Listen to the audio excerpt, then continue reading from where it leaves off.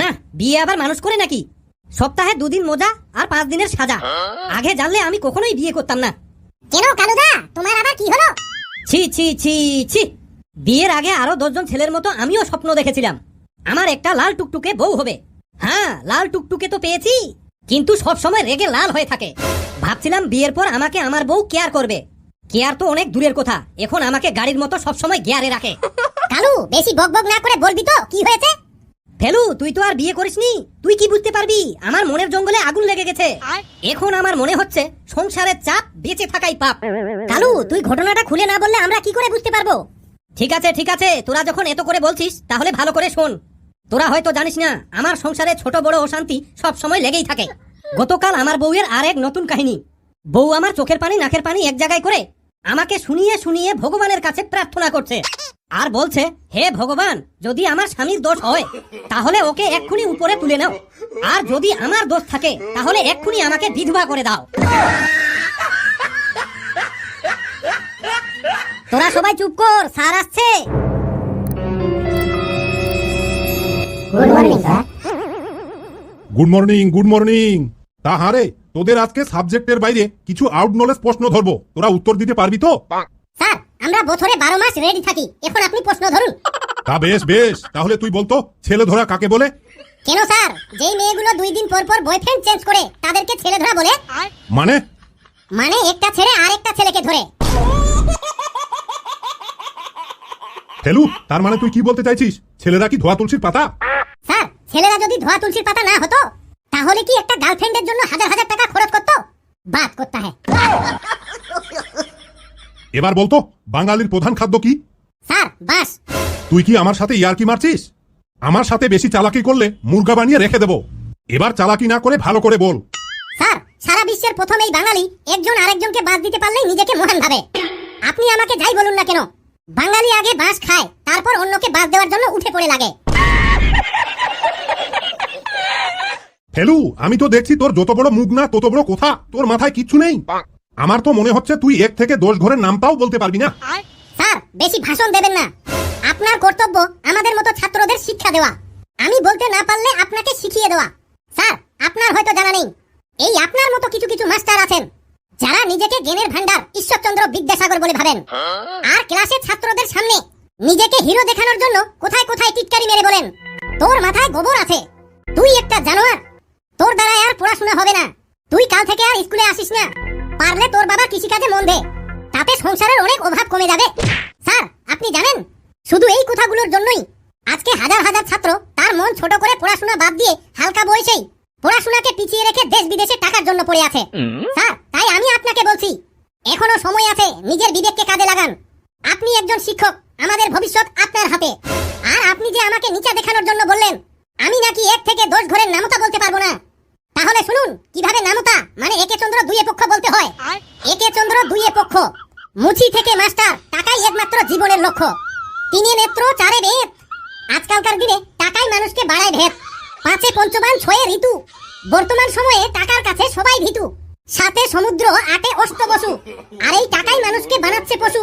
9 নবগ্রহ 10 দিক, পকেটে টাকা থাকলে সব ঠিক।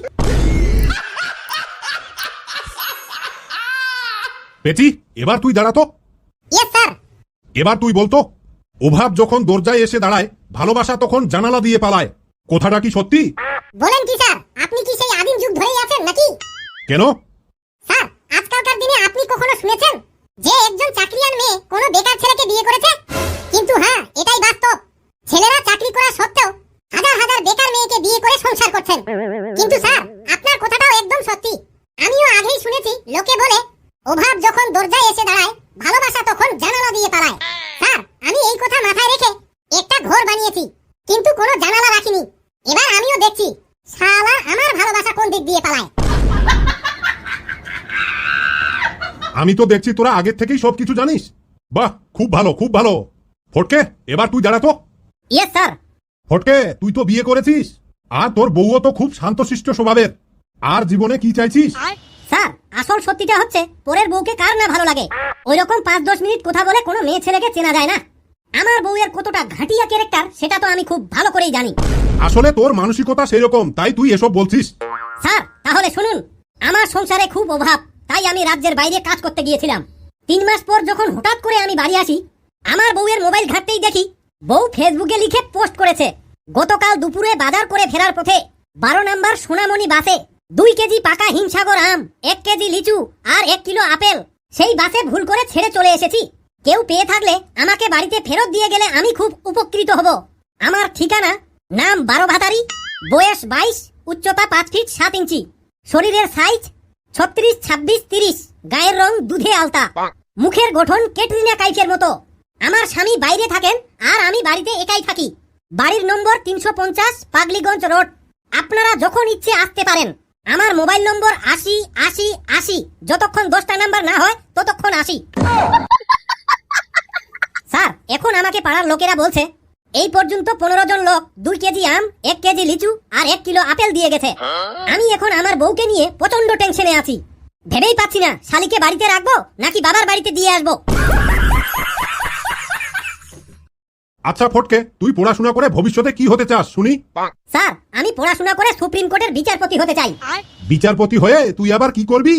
স্যার, আমি বিচারপতি হয়ে সবার প্রথমে একটা আইন পাস করব আর সব মেয়েদের মুখে কোলা ঢুকিয়ে দেব। আইনটা হলো, যদি কোনো অচেনা ছেলেকে কোনো মেয়ে দাদা কিংবা ভাই বানায়, তাহলে সেই মেয়ের বাবার সম্পত্তির ভাগ ওই ছেলেটাকে দিতে হবে। বাহ বাহ বাহ বাহ! ফটকে, আমি তো দেখছি তোর মাথায় অনেক উপস্থিত বুদ্ধি আছে। কেন জানি আমার মনে হচ্ছে ভবিষ্যতে তুই পারবি আমাদের দেশটার উন্নতি করতে। ফটকে, তুই যাই বল না কেন, আগের তুলনায় এখন মানুষের চিন্তাধারা অনেক উন্নত হয়ে গেছে। উন্নত না কাজ করা হয়েছে? তার মানে তুই কি বলতে চাইছিস? স্যার, বর্তমানে মানুষের কেমন চিন্তাধারা একটু শুনুন। এখনকার দিনে কেউ যদি সরকারি চাকরি না পায়, লোকে ভাবে তার কোনো যোগ্যতাই নেই, তাই সে সরকারি চাকরি পায়নি। আবার কেউ চাকরি পেয়েছে শুনে সেই লোকেই জিজ্ঞেস করে তা কত টাকা ঘুষ দিতে হয়েছে। এদিকে মদ বিক্রেতাকে কেউ কোনোদিন জিজ্ঞেস করে না যে মদে জল মেশানো আছে নাকি। আবার সেই লোকে দুধ বিক্রেতাকে জিজ্ঞেস করে তুমি দুধে জল মেশাওনি তো। কেউ যদি চাকরি করে মাসে 20,000 টাকা বেতন পায়, তো লোকে নাক ছিটকিয়ে বলে তোমার বেতন তো খুব কম, মাত্র 20,000 টাকা পাও। আবার চাকরি না পেয়ে ব্যবসা করে ইনকাম করলে লোকে বলে ও এখন চাকরি পায়নি তো তাই ব্যবসা করে খাচ্ছে আর কি। কাউকে সাহায্য না করলে লোকজন আপনাকে স্বার্থপর বলবে। আবার এদিকে কাউকে সাহায্য করলে সমাজের লোকজন আপনাকে বোকা ভাববে। আপনি হিসেব করে খরচ করলে আপনাকে কৃপণ বলবে। বেশি খরচ করলেও আবার লোকে খোঁটা দিয়ে বলবে ওদের ফুটানি বেশি। স্যার, আপনি করবেন তো কি করবেন? এই তো হচ্ছে বর্তমান মানুষের চিন্তাধারার উন্নতি। বাবা হাবলু, এবার তুই দাঁড়া তো। Yes sir.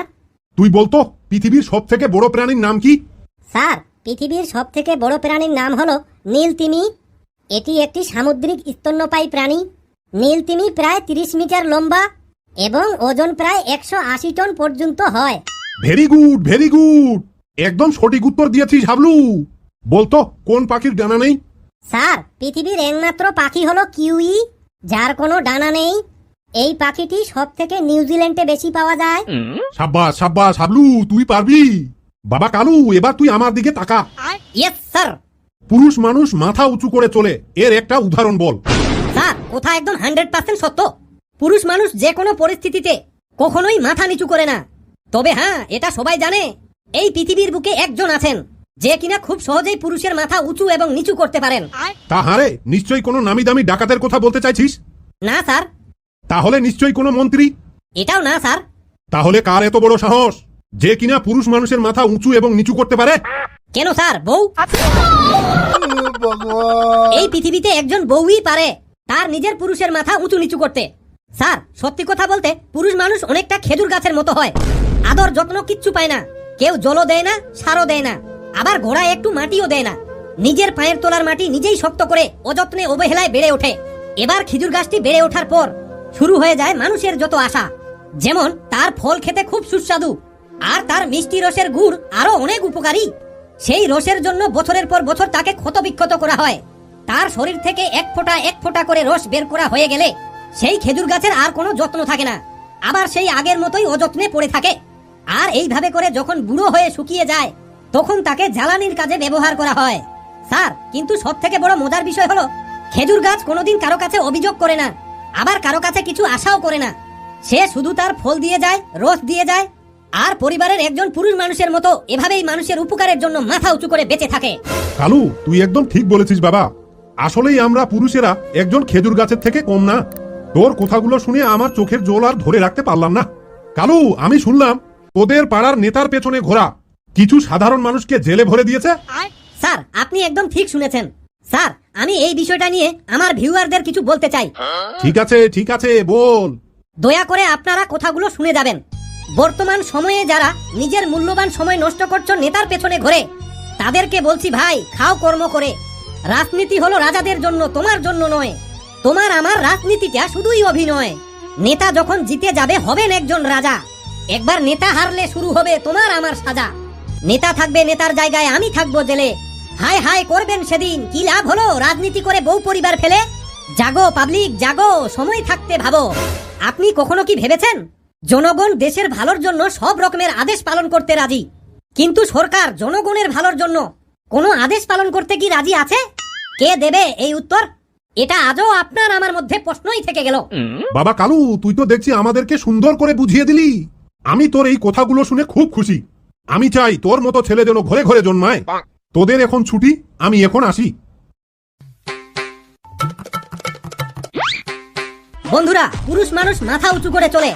ভিডিওটি দেখে কেমন লাগলো অবশ্যই আপনার মতামত মূল্যবান কমেন্টে জানাবেন।